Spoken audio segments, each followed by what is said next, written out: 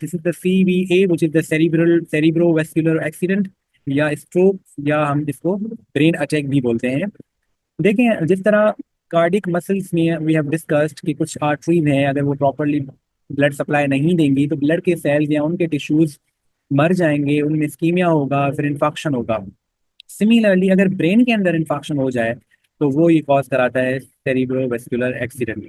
यानी ब्रेन के कुछ टिश्यूज अगर डैमेज हो जाए या वो डिस्ट्रॉय हो जाए या डेथ हो जाए उन टिश्यूज की, तो हम उसको बोलते हैं जी स्ट्रोक। सो स्ट्रोक में particularly if we look at the definition that stroke is an acute focal neurological deficit, यानी ब्रेन टिश्यू कोई भी लोकल या फोकल ब्रेन टिश्यू है वहाँ पे डैमेज हो जाए due to either the cerebral infection. अब या तो उसके अंदर इन्फेक्शन हो जाए, यानी बिल्कुल आपने कंप्लीट ब्लॉकेज आ गई आर्टरी की और वो टिश्यूज डैमेज हो जाए, डेथ हो जाए उनकी, तो हम बोलेंगे सेरिब्रल इन्फेक्शन, जिसके बहुत सारे रीजंस होंगे, बहुत एक कहानी पीछे होगी। या तो हैमरेज, यानी दो कॉजेज की वजह से अगर ब्रेन के टिश्यूज में डैमेज हो जाए तो हम बोलेंगे जी सेरिब्रल वेस्कुलर अटैक हुआ है, एक्सीडेंट हुआ है या ब्रेन अटैक हुआ है। दूसरा हैमरेज, डेफिनेटली वहाँ की ब्लड जो सप्लाइंग वेजल्स हैं, जो आर्टरीज हैं, अगर वो बर्स्ट आउट हो जाए और उसके अंदर अगर ब्लीडिंग आ जाए तो definitely it will also be causing the CVA। यानी जस्ट इमेजिन कि ब्रेन के अंदर एक ब्लड सप्लाई आर्टरी जो है वो ब्लड सप्लाई कर रही है, अगर वो बस्ट हो जाए, रप्चर हो जाए और उससे ब्लीडिंग हो जाए तो डेफिनेटली उस आर्टरी से जो ब्लड एक पर्टिकुलर एरिया में जाना था वो वहाँ पर नहीं जा पाएगा, तो वो पर्टिकुलर एरिया के अंदर इस्कीमिया डेवलप होगा और आगे चल के इन्फेक्शन हो जाएगा।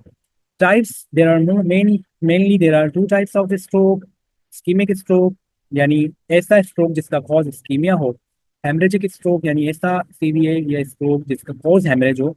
On the basis of the cause these are divided into the two types.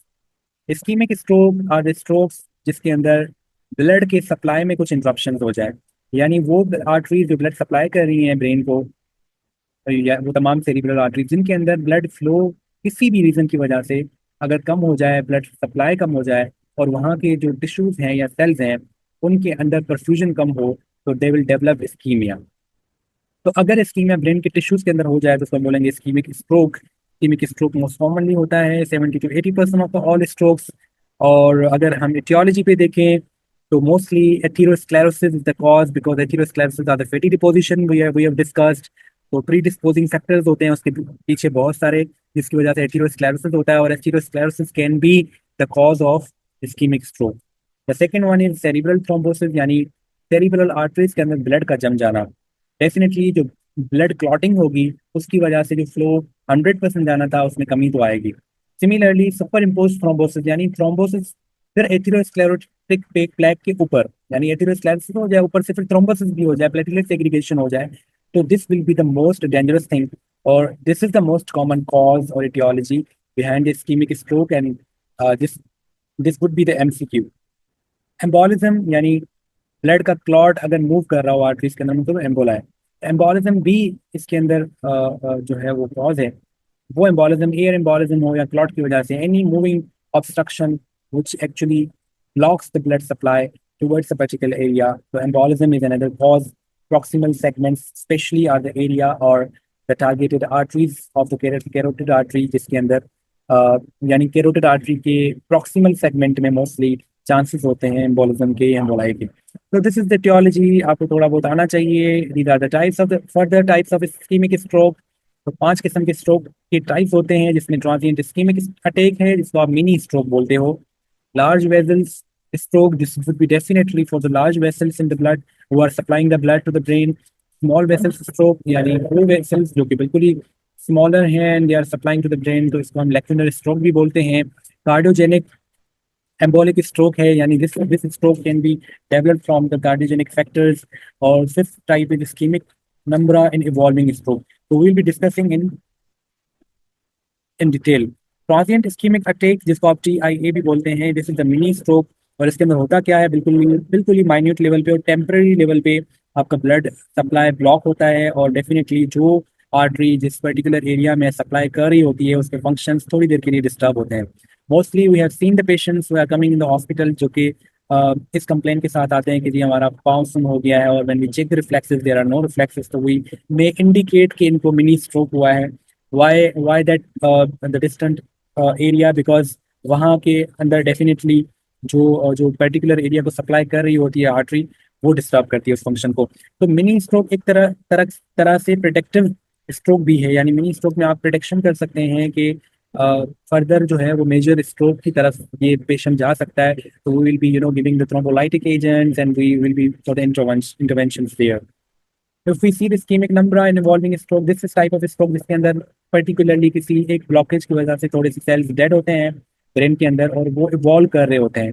If you see in this picture, this black dot is actually the dead cells inside the circle, और इसके जो surrounding में है ये वो sales हैं जिनको ऐसे समझें कि परफ्यूजन हो रही है ब्लड की लेकिन थोड़ी सी कम, तो ये आपको इस्कीमिक लग रहे हैं। उसके बाद फिर वो सेल्स आते हैं जिनको परफेक्ट परफ्यूजन हो रही है। तो this black will actually evolve with the time, ठीक है, ये टाइम के साथ इवॉल्व हो रहा होता है, इसको हम बोलते हैं इवॉल्विंग नंबरा या इस्कीमिक नंबरा in the evolving stroke. Larger vessels, बस यू शुड बी नोइंग कि आपको एटलीस्ट पता होना चाहिए कि this is the most common type, mainly यही होती है, और इसके अंदर थ्रोम्बोसिस यानी क्लॉट्स की फॉर्मेशन लार्ज, वैसे भी लार्ज जो आर्टरीज होती हैं उसके अंदर क्लॉट फॉर्मेशन के चांसेस ज़्यादा होते हैं। तो the reason is clotting, the reason is thrombosis and specially the occurs in the large vesicles who are supplying the blood to the brain, और this involve the large vessel supplying the cortical part, जितने भी cortical parts of the brain है उसके अंदर large vessel जो है वो supply कर रही होती हैं। Similarly in the small vessels, in very small vessels of the brain, जिसके अंदर आप यहाँ से देख सकते हैं these are the smaller branches of the trees, इसके अंदर अगर कुछ भी प्रॉब्लम हो जाए, वो ब्लॉकेज हो जाए या कुछ भी जिसकी वजह से कोई पर्टिकुलर एरिया डिस्टर्ब हो, तो इस किस्म के स्ट्रोक हम बोलते हैं स्मॉल वेसिकुलर स्ट्रोक या लेक्यूलर स्ट्रोक। और इसका जो इन्फेक्शन होता है वो 1.5 से 2 सेंटीमीटर या 3 to 4 सेंटीमीटर के दरमियान होता है। These small vessels are supplying the blood to the brainstem, actually the basal ganglia and intercapsule-like organs. Cardiogenic embolic stroke, the etiology behind this is कि कोई ऐसी चीज, कोई क्लॉट या कोई फैटी स्ट्रीक या कोई फैटी डिपोजिशन जो कि कार्डिक जेनिक हो, यानी कार्डियो दिल से जो है वो वहाँ से जनरेटेड हो। So as we have discuss कि जिस तरह हमारे पास एम्बोलिक स्ट्रोक्स हैं तो उनके अंदर एम्बोलिज्म के चांसेस हैं, यानी कोई ऐसे पार्टिकल, कोई ऐसी ऑब्स्ट्रक्शन, कोई ऐसा क्लॉट या फेड जो कि मूव करे और मूव करते हुए ब्लॉक करे, उसको एम्बोलिज्म बोलते हैं। तो एम्बोलिक स्ट्रोक जो जो क्लॉट, जो पार्टिकल, जो ऑब्स्ट्रक्शन दिल से, दिल की आर्टरीज से ही ऊपर ब्रेन की आर्टरीज में कहीं पे जो जाके फंस जाए ड्यू टू देयर डायमीटर, तो हम उसको बोलते हैं कार्डियोजेनिक एम्बोलिक स्ट्रोक। तो this stroke caused by the cardiogenic cardiac originated and moving clot heart and proximal carotid arteries से ज़्यादातर निकलता है। The most frequent site of the embolic stroke is middle cerebral arteries, because middle cerebral arteries are actually the diameter of this artery is less than other arteries, तो वहाँ पे जाके इसे समझे कि ये फंस जाता है and it start causing blocking the concerned artery. The second type of stroke is hemorrhagic stroke. The word hemorrhage means bleeding.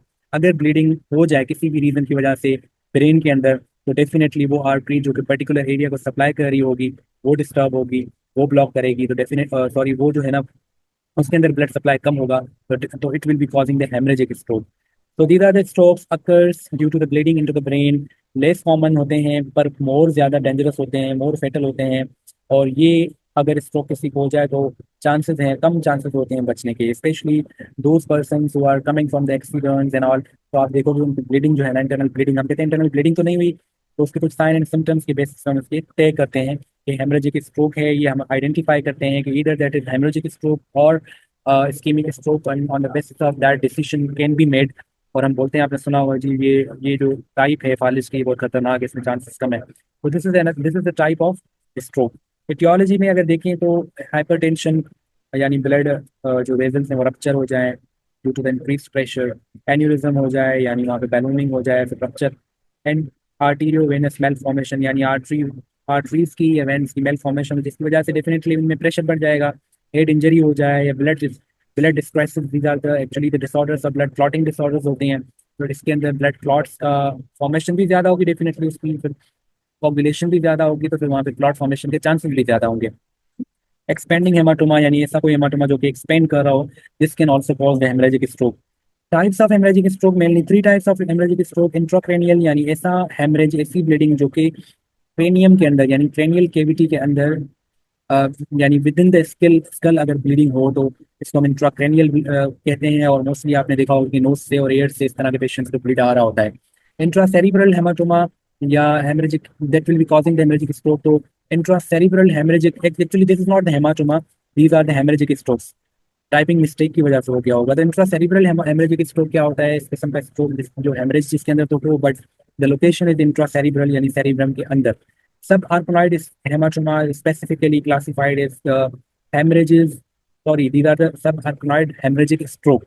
So this type of stroke is actually occurring at the occurring at the subarachnoid space। यानी अगर आप मेनिनजीज को देखेंगे तो मेनिनजीज हमारे पास arachnoid layer होती है और पायामेटर होता है, तो इन दोनों के बीच में सब अरेकनॉइड स्पेस होता है। अगर उसके अंदर ब्लीडिंग हो तो this will be causing the subarachnoid haemorrhagic stroke. Intracerebral haemorrhagic अगर देखेंगे तो this results when blood vessel ruptures inside the brain, spilling the blood and into the surrounding tissues. Definitely it will be the location का फर्क है, तो आपने ये ध्यान में रखना है कि this will be occurring intracerebrally. 10% of all strokes के तमाम स्ट्रोक्स में से 10% है, और this is the most common cause इसका जो है वो हाइपरटेंशन है। Subarachnoid definitely occurring at space, जो मैंने आपको बताया, results from the rupture of berry aneurysm, और मोस्ट प्रोबेबली इसका जो कॉज होता है वो बेरी एन्यूरिज्म या बैलूनिंग ऑफ द आर्टरीज जो कि होती हैं और वो हटती हैं, रप्चर होता है तो उसके अंदर से ब्लीडिंग होती है। क्लिनिकल प्रेजेंटेशन देखें, जिस एरिया के अंदर स्ट्रोक होगा वैसे जनरली स्पीकिंग तो उस एरिया के सिम्टम्स आएंगे या साइंस आएंगे, लेकिन वो कुछ डिफरेंट आर्टरीज यानी जो मेजर आर्टरीज के ब्लॉक करने के नतीजे में जो फीचर्स आएंगे, तो उनको 3 किस्म की मेजर आर्टरीज में डिवाइड किया है और उसके अकॉर्डिंगली फीचर्स लिखे हैं। तो this is some theoretical question, आपको लिखने की जरूरत नहीं है, पढ़ने की इतनी ज़्यादा जरूरत नहीं है, लेकिन यू शुड बी नोइंग कि कितने फीचर्स किस किस्म के होते हैं।